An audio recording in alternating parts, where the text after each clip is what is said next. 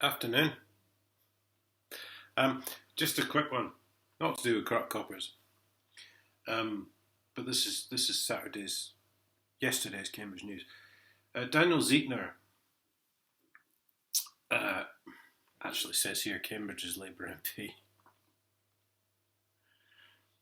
So before I read that, I always thought he was Lib Dem. There you go.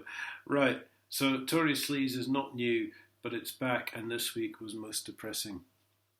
Now, Daniel Zietner seems to end up on every single local broadcast politics programme on a Sunday. Not quite sure why, but there you go. And of course, even John Major gets dragged into it. Because the last Tory government, before Blair came in, for those of you who don't remember, and I'd be quite surprised if you did remember anyway, they were basically, the economy actually wasn't in that bad a shape. They weren't doing that bad a job. Taxes were much lower than they are now before Blair came in, because we didn't have any of these diversity coordinators and all these sort of made up jobs. And council managers probably weren't on 200 grand a year. But one of them, I always remember, got caught on Hampstead Heath. And I don't think really I need to tell you what goes on there. But then they tried to cover it up, of course. And I forget the guy's name. He was an MP. And it came out he was hunting for badgers. Or badger spotting something. I don't even know why he'd come out with a story like that. It does mention cash for questions here, which I can't really remember the details of, but I do remember cash for questions. So there were 97. The last Tory government was basically brought down by sleaze, and then of course Blair came in, and the sleaze just went through the roof. It was fantastic. Right now, sadly, we have this thing in Cambridge called the guided busway. Probably a lot of you won't even have heard of it. And it was basically because it was going to be the longest guided busway in Europe or something.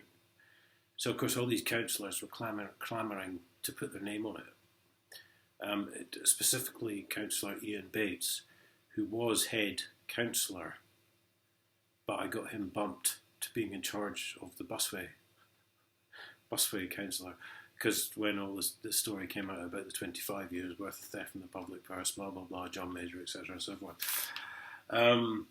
So he was put in charge of it for a while. I don't know if he still is. I don't really care. But sadly, someone's died on it. A cyclist. And I didn't know. I'd actually missed this, but a couple of years ago, someone else died on it.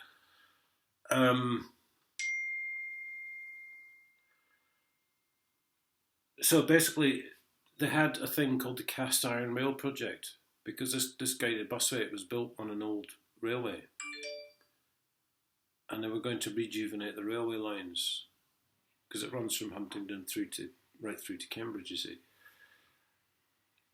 And initially, the cast iron rail project came in costing more than what the guided busway project would. But by the time it was finished with the guided busway project, it basically doubled the price of what the quote that the cast iron rail people had put in. So obviously they decided to go ahead, because these councillors wanted the name and lights, you see. They wanted, we've got the longest guided busway in Europe, blah, blah, blah, whatever it is, you know. So now, sadly, obviously, 2 people have died in it. And this is what we get, you see, with these councils that think they run the show. They think they're actually in charge of the people. You know, they don't consider themselves at all accountable. Hence the 25 years worth of theft from the public purse, orchestrated by John Major, and pocketed by former Huntingdonshire District Council employees. And interestingly, if you look up on a site as well called Company Checker, you won't find this on Company's House. You won't find the police stations listed as companies on Company's House website, because the government don't like you knowing this stuff. But I've still got the hard copy somewhere.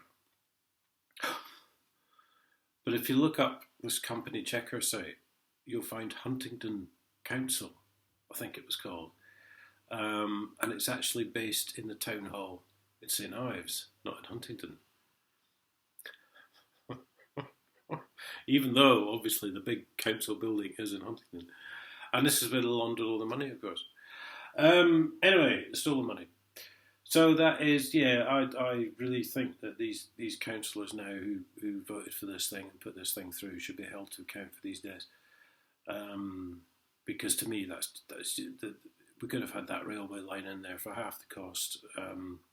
We wouldn't have had the deaths because they wouldn't have had a cycle route alongside it, I wouldn't have thought. So it's probably not really considered safe to have a cycle route alongside trains that are doing like 100 miles an hour. So that wouldn't have been there. And yeah, Huntingdonshire District Council councillors are murderers. That's what I think.